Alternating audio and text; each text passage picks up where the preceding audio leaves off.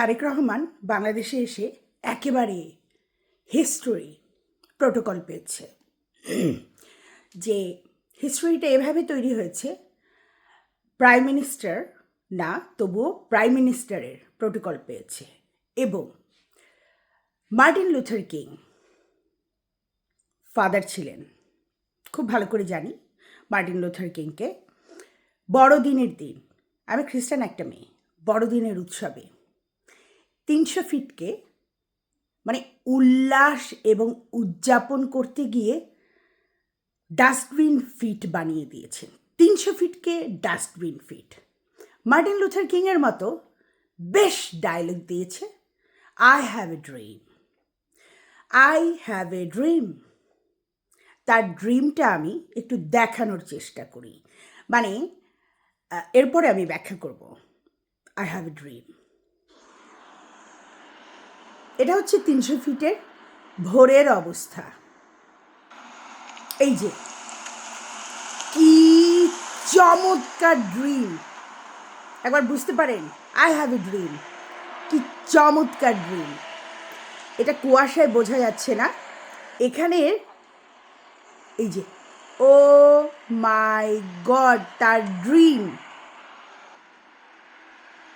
গাছ, ওই মাছের যে আইল্যান্ডের যে গাছগুলো,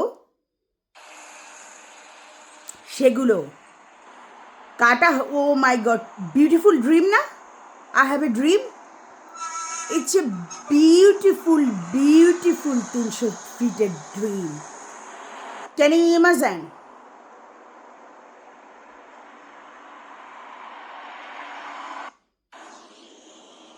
I have a dream. Martin Luther কিংয়ের ডায়লগটা দেওয়া যায় খুব সহজে। আমার কাছে মনে হয় আই হ্যাভ এ ড্রিম মানে তার ড্রিম কি 300 ফিটের উন্নয়ন। সে বাংলাদেশের এয়ারপোর্টে পদার্পণ করেই বাংলাদেশের উন্নয়ন তার কিন্তু চোখে পড়েছে। সে কিন্তু বলেছে অনেক চেঞ্জ হয়েছে। আসলে এই কথাগুলো তো হলেও মানে অনেক সিকিউরিটি থাকুক আর টপ সিক্রেট থাকুক, এগুলো তো বাস্ট হয়ে যায়, বের হয়ে আসে বাতাসের আগে। এবং সে স্টেজে মঞ্চে এসে 17 মিনিট, 17 বছর পর এসছে, একেবারে কাটায় কাটায় 17 মিনিট বক্তৃতা দিয়েছেন। যথেষ্ট ডিপ্লোম্যাটিক বক্তৃতা দিয়েছেন এবং বক্তৃতাগুলো খুব সূক্ষ্মভাবে বিবেচনা করে, কোনো ইমোশনাল ছাড়া আমাদের মানে নওজোয়ানের 62 বছরের নেতা, ভারপ্রাপ্ত সভাপতি তারেক রহমান খুব সুন্দর 3 বার বলেছেন, শান্তি, এদেশের শান্তি পদার্পণ করুক, শান্তি চায়, এদেশের মানুষ শান্তি চায়, এদেশের মানুষ শান্তি চায়, 3 বার বলেছে সে। মানে তার বক্তব্যে প্রত্যেকটা জিনিস বড় করা, মানে লোন করা। মার্টিন লুথার কিংয়ের আই হ্যাভ এ ড্রিম, এটা বড় করা। আমার কাছে মনে হয় তার বক্তৃতা যে লিখে দেন, সে প্রচুর মোটিভেট যারা করেছেন সোসাইটির, তাদের জীবনী পড়েছেন, বায়োডাটা পড়েছেন এবং সেখান থেকেই পিক করেছে I have a dream. I have a dream কিন্তু জননেত্রী শেখ হাসিনাও কোনো এক বক্তৃতায় এক সময় বলেছিলেন যে তার বাবার ড্রিমটা সে যে ফুলফিল করতে চায়, সেই ড্রিমের কথা। I have a dream for Bangladeshi people. So আসলে উনি বাংলাদেশে এসেছেন, গণতন্ত্র ফিরে আসবে। আমি বলেছি গণতন্ত্র ফিরে আসার অনেক বড় একটা আশা আছে। ওনাকে যে প্রোটোকল দেওয়া হয়েছে, যে টাকা খরচ করা হয়েছে, এখন ডক্টর ইউনূস রাজস্ব খাত থেকে সেই টাকা খরচ করুক।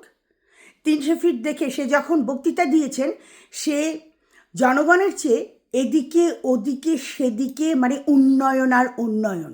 আর 300 ফিটের উন্নয়নটা জননেত্রী শেখ হাসিনার সবচেয়ে গ্রেটেস্ট উন্নয়ন, মানে বিউটিফুল প্ল্যান করা। 300 ফিটকে তার জনগণ, তার উল্লাসকারী জনগণ উল্লাস করে ডাস্টবিন ফিট বানিয়ে দিয়েছে, যেটা আমাদের ঢাকার একটা আকর্ষণ। আমি যখন এই ভিডিওটা দেখলাম তখন আমার চিন্তা হলো, ও মাই গড, উনি যেখানে 17 বছর থেকেছেন লন্ডনে, বায়ু দূষণ, পলিউশন এবং ট্র্যাশ রাস্তাঘাটে, উনি খুব ভালো করে কিন্তু জানেন যে এগুলো বেশি হলে একটা গেবির পায়, মানে একটা টিকিট পায় সরকারের কাছ থেকে জনগণ, এবং এগুলো পলিউশনের সবচেয়ে বড়। এই যে প্লাস্টিক প্লাস্টিক আর প্লাস্টিক প্লাস্টিক আর প্লাস্টিক, এই 300 ফিটের এত প্লাস্টিক, মানে তার যদি বলা হয়েছিল 50 লক্ষ মানুষ সে আনবেন, এই 50 লক্ষ মানুষের যদি একটা করেও প্লাস্টিক ব্যাগ রাস্তায় ফেলে, 50 লক্ষ প্লাস্টিক। বায়ু দূষণ তো হয়েছেই, সাথে সাথে পরিবেশ দূষণ। তার কি ওই এত উন্নয়নের খেয়ালে তার জনগণ, এবং আমার মনে হয় তার এখন বলা উচিত, সে যদি কোনো সমাবেশে যায় এখান থেকে তার শেখা উচিত যে পরিবেশ দূষণ করা যাবে না। তার ড্রিমের মধ্যে এই পরিবেশ দূষণটাও থাকতে হবে, যে গেট রিড অফ করতে হবে। I have a dream. সে তার স্বপ্ন একেবারে স্বচ্ছভাবে প্রস্ফুটিত করল। আমরা দেখলাম তার ড্রিম হচ্ছে পলিউশন। আমরা বাঙালিরা কি কোনো দিনও এটা বুঝবো না? একবার চিন্তা করেন, এই প্লাস্টিক, এই পলিউশনগুলো যে ড্রেনিং সিস্টেম করা হয়েছে, অনেক বৃষ্টি হলে, 3 দিনের মুষলধারায় বৃষ্টি হলে ঢাকা শহর তলিয়ে যায়। কেন তলিয়ে যায়? একবার চিন্তা করেন, ওই যে পাশের যে লেক, তার মানে মানুষ ওই লেকে কত আবর্জনা ফেলেছে। ওই রাস্তায় আইলে, রাস্তার পাশে যেভাবে গাছগুলো দুমড়ে মুচড়ে ফেলা হয়েছে। He had a dream. এগুলো কি তার ড্রিমের অংশ? সে শান্তি চায়। ওই যে আমাদের পরিবেশ মন্ত্রী, ওই মহিলা যেমন বক্তৃতা দিয়েছিল যে বন মোরগ খান, আপনারা পোলট্রি খাচ্ছেন কেন? তার মানে সে ন্যাচারাল ইনব্যালেন্স করে ফেলতে চায়।